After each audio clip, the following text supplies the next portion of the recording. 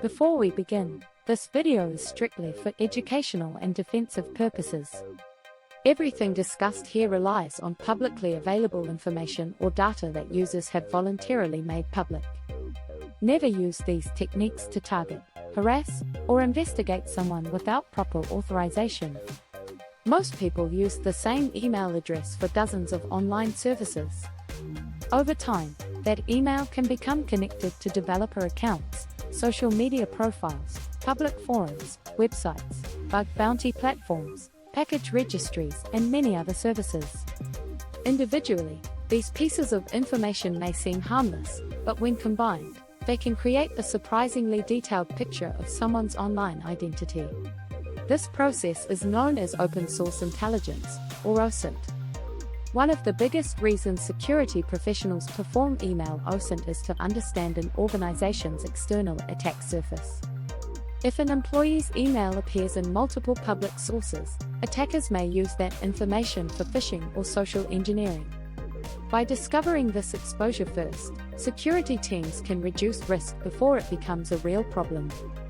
GitHub continues to host many open-source email OSINT projects that automate this type of investigation.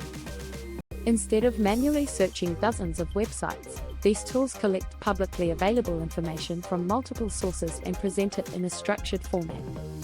Depending on what is publicly available, they may identify usernames, developer profiles, public repositories, website registrations, avatar images, or whether an email has appeared in known data breaches. None of these tools magically hack an email account. They simply gather information that already exists in public sources. It's also important to understand that the quality of OSINT depends entirely on the digital footprint of the email owner. Some people separate their identities by using different email addresses for work, personal accounts, and online communities. Others reuse the same email everywhere, making it much easier to connect information across multiple platforms. This is why cybersecurity experts often recommend using separate email addresses for different purposes whenever possible. If you're a bug bounty hunter or penetration tester, email OSINT can also help during reconnaissance. Public developer profiles, documentation, GitHub repositories, and company-related services sometimes reveal technologies, frameworks, or cloud resources that organizations have intentionally exposed. Ethical security researchers use this information to better understand an environment before conducting authorized security testing. At the same time, privacy should always be a priority. If you search your own email and discover that it appears in unexpected places, take it as an opportunity to improve your digital security. Remove unnecessary public profiles, review privacy settings, enable multi-factor authentication, use strong and unique passwords, and consider separating your personal and professional identities with different email addresses.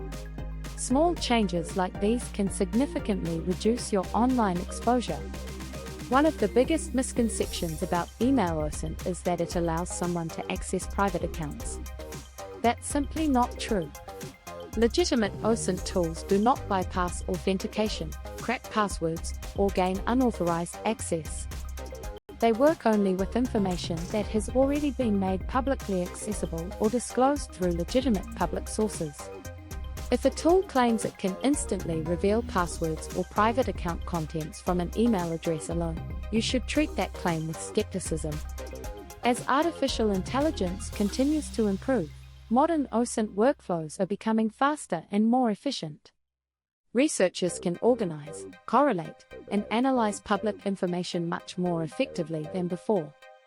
However, the core principle remains unchanged. Responsible investigators respect privacy, operate within the law, and always obtain authorization before conducting investigations involving other people or organizations. So the next time you think an email address is just a way to receive messages, remember that it can also act as a digital breadcrumb connecting different parts of your online presence. Understanding that exposure is one of the first steps toward improving both cybersecurity and personal privacy. If you found this video informative, consider subscribing for more content on ethical hacking, OSINT, bug bounty, and cybersecurity. Thanks for watching. Stay curious, stay ethical, and I'll see you in the next video.